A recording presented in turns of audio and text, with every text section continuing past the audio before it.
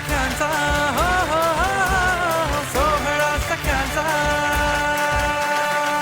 नमस्कार नमस्कार नमस्कार मंडळी, मी आशिष. मी तुम्हा सगळ्यांचं पुन्हा एकदा स्वागत करतो तुमच्या लाडक्या नव्या कोऱ्या कार्यक्रमात, ज्याचं नाव आहे माहेरवाशिणींच्या हक्काचा सोहळा सख्यांचा. आज आपण आलेलो आहे मुलुंड ईस्ट येथील पाम एकर्स कॉलनीमध्ये. तर तिथल्या सगळ्या ताया आज इथे आलेल्या आहेत आणि हा पुढचा अर्धा तास आपण ह्या तायांबरोबर धमाल मजा मस्ती करणार आहोत. सगळे तयार आहेत की नाही? नक्की. अरे मग सुरू होऊन जाऊ दे ना तुमच्या हक्काचा नवा कोरा कार्यक्रम, ज्याचं नाव आहे माहेरवाशिणींच्या हक्काचा सोहळा सख्यांचा. आपण आपला पहिला खेळ सुरू करूया, ज्याचं नाव आहे जिभेला काही हाड.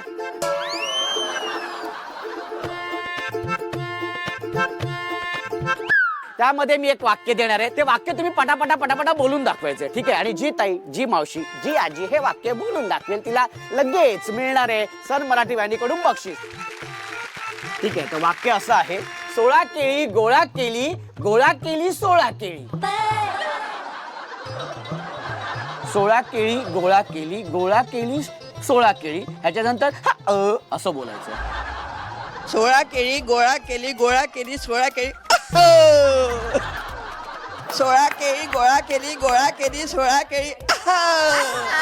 16 केळी गोळा केली, गोळा केली 16 केळी. 16 केळी गोळा केली, गोळा केली 16 केळी. Very good. वाक्य सेम, पण हे वाक्य बोलताना तुम्ही नाचत नाचत बोलायचं. 16 केळी गोळा केली, गोळा केली 16 केळी, गोळा केली 16 केळी, 16 केळी गोळा केली. हे 16 केळी गोळा केली, गोळा केली 16 केळी. 16 केळी गोळा केली, गोळा केली 16 केळी. आता हे असं हे बघा, 16 केळी 16 केळी गोळा केली, गोळा केली 16 केळी. हे ये बात, 16 केळी गोळा केळी, केली, गोळा केली 16 केळी. जोरदार टाळ्या होऊन जाऊ दे, जोरदार टाळ्या. आता हेच वाक्य जे आहे गात बोलायचं. 16 केळी गोळा केली, गोळा केली 16 केळी. 16 केळी गोळा केली, गोळा केली 16 केळी, गोळा केली 16 केळी. 16 केळी गोळा केली, 16 केळी गोळा केली, गोळा केली 16 केळी. जवळ जवळ दिवाळी पहाट लागल्यासारखं वाटलंय. हे वाक्य तुम्ही रागात बोलायचे. गोळा केली 16 केळी, अजून राग येऊ दे. गोळा केली 16 केळी. अजून 16 केळी गोळा अजून केली, येऊ दे. गोळा केली 16 केळी गोळा केली. एक मिनिट थांबा, एक मिनिट थांबा. हा, एक मिनिट थांबा. हा आता हा डोळ्यात आग पाहिजे. हा डोळ्यात आग. गोळा केली 16 केळी. 16 केळी गोळा केली. 16 केळी गोळा केली. गोळा केली 16 केली. गोळा केली 16 केळी. अजून जोरात येऊ दे. गोळा केली हे बघा, बॉडी 16 हा, केळी. बघा. 16 केळी गोळा केली. very good. गोळा केली 16 केळी. 16 केळी गोळा केली. अच्छा, पाच मध्ये ऐकायला जाऊ दे. गोळा केली 16 केळी. 16 केळी गोळा केली. ये बात. एकदा जोरदार टाळ्या ताईंसाठी होऊन जाऊ दे. मग आता हे वाक्य तुम्ही लाजत लाजत बोलायचं. 16 केली गोळा केली, 16 केली गोळा केली, 16 केली गोळा केली, 16 केली गोळा केली, 16 केली गोळा केली, गोळा केली 16 केली.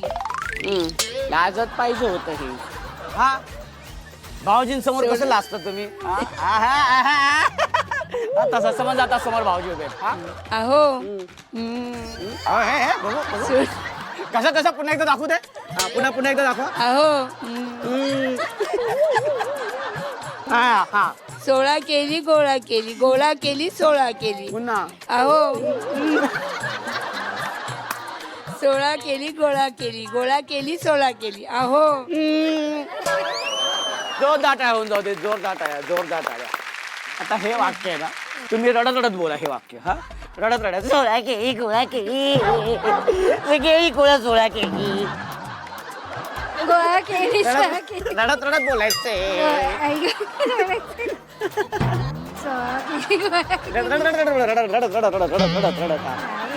बरं माझ्यासारखं बोला. रेडी 1 2 3. 16 सोळा केली नाही मला हसायलाच येते. हसायला येते ना, आनंद आहे. हसायला येते ते फार महत्वाचं आहे आणि त्यासाठीच हा आपला खेळ असतो की ते सगळ्या जणी हसतात ना ते बघून छान वाटतं. आणि ज्या ताईंनी उत्तम सादरीकरण केलं त्या ताईला मिळणार आहे सन मराठी वाहिनीकडून ही खास भेट वस्तू. ताई ताई ह्या ताईंचं खूप खूप अभिनंदन. ह्या ताईंना द्या. अरे काय तुम्ही फसवता. दुसऱ्या ताई ज्या आहेत त्यांनी उत्तम सादरीकरण केलेलं आहे त्या ताईंना आपण देणार आहोत. ताई या इथे. त्या ताईंना आपण देणार आहोत बक्षीस. ताई ह्या ताईंना द्या त्यांच्या हस्ते. Very good. जोरदार टाळ्या होऊन जाऊ देत. कुकरची शिट्टी वाजली आणि ती भानावर आली.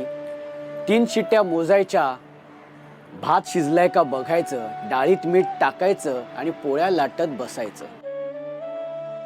माहेरी होतं तेव्हा बरं होतं. आई भूक लागली म्हटलं की समोर सगळं हजर होतं. आता सगळं बदललंय. आता त्याच लेकीची आई झाली आहे आणि त्या आईलाही आता एक लेक झाली आहे. त्या आईलाही आता एक लेक झाली आहे.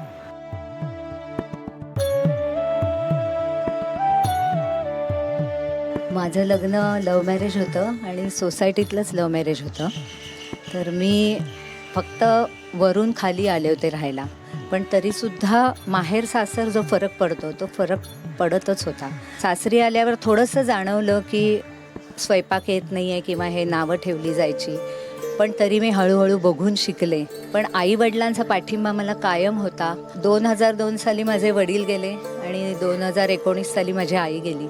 तर त्यामुळे मला एकदम पोरकं वाटलं की माहेर संपलं माझं. एक भाऊ आहे पण तो माझ्यापेक्षा छोटा आहे पण तरी तोच आता माझा आधार आहे. तरी असं म्हणावंसंच वाटतं की आई तुझी आठवण येते, खूप येते. नक्कीच नक्कीच.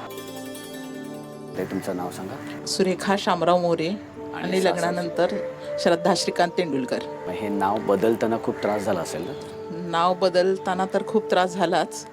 पण एकदम घाटावरून मुंबईत असा प्रवास होता तो सासर माहेरचा. आईला मान्य नव्हतं खरं मुंबईत माझं येणं. कारण 2061 साली जेव्हा माझा जन्म झाला तेव्हा एकच बाळ आपण व्यवस्थित पाळू ह्या ध्येयाने माझ्या आईवडिलांनी ऑपरेशन करून घेतलं आणि मी एकटी मुलगी. त्या काळात सुद्धा 1 चाइल्ड त्यांनी पोसावं असं हे होतं.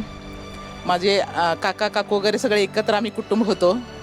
चांगलं चाललेलं होतं गावी. आपलं सूरपारंब्या ओढ्यावरती विहिरीवरती आंघोळ करणं वगैरे हे बालपण एवढं सुखाचं होतं.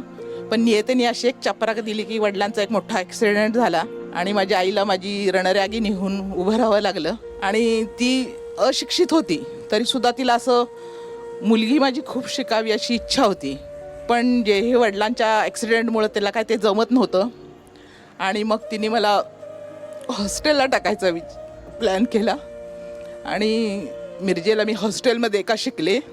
हे महत्त्वाचं आहे की त्याच हॉस्टेल म्हणजे माझी आई स्वयंपाक करायला राहिली आणि तिने माझं शिक्षण पूर्ण केलं.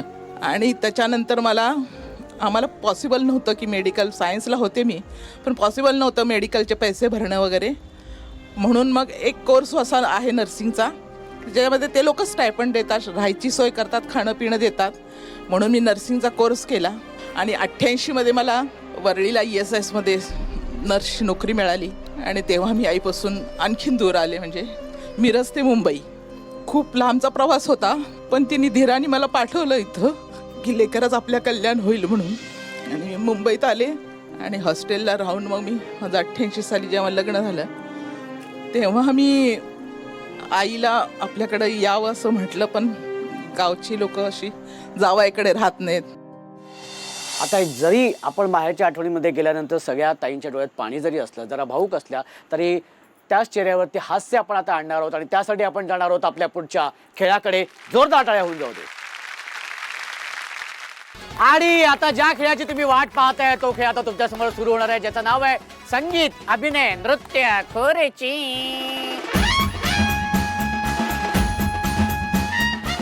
संगीत खुर्ची सुरू झाल्यानंतर धावायचं किंवा चालायचं नाही तर कंपल्सरी नाचायचंय.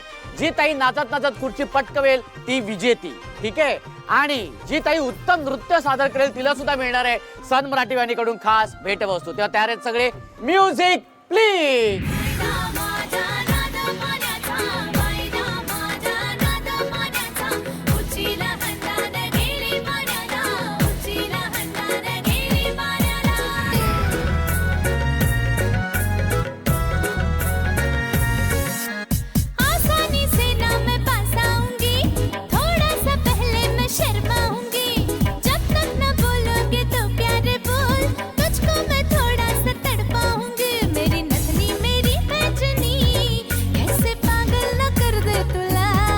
हा पटकन बसा. हा व्हेरी गुड व्हेरी गुड. हा हा या हा हा हा.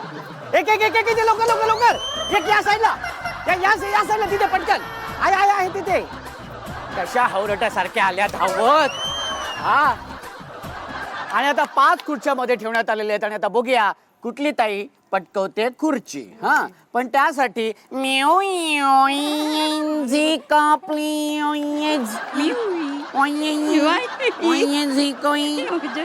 प्लीज म्युझिक द्या.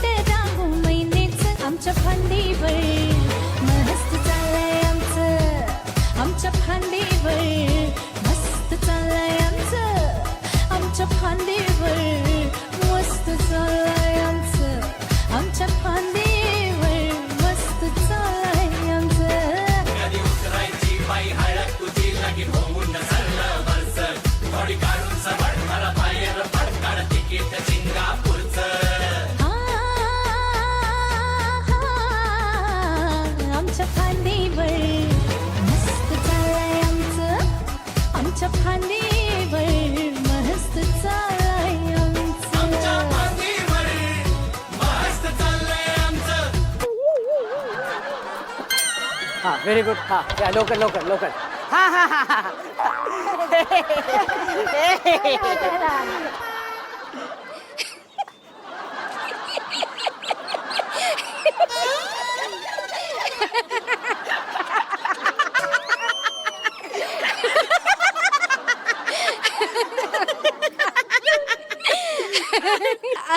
काय मगाशी शॉर्टकट मारलात हा मधूनच येऊन तिथे. आमच्या लक्षात आहे आमचं लक्ष. आता एकच खुर्ची मध्ये आहे. हा बघूया आता कुठली ताई पटकवते खुर्ची. पण त्यासाठी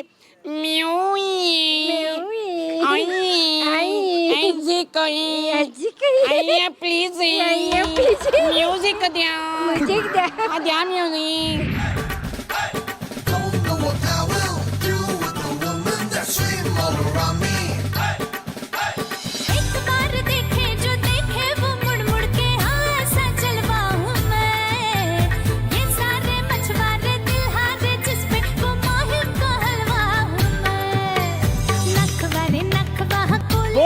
बोट अडकली आहे पाण्यात. बोट पाण्यात अडकली आहे इथे आणि इथेच अडकते बरोबर.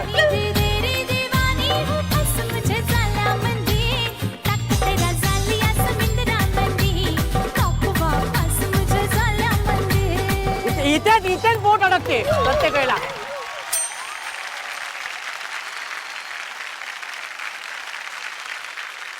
मी 2 ताई अशा आहेत की ज्या अगदी काय म्हणतात ना बेभानपणे नाचत होत्या, मस्त एन्जॉय करत होत्या. त्यासाठी सन मराठी वाहिनीकडून त्यांना आपण बक्षीस देऊया.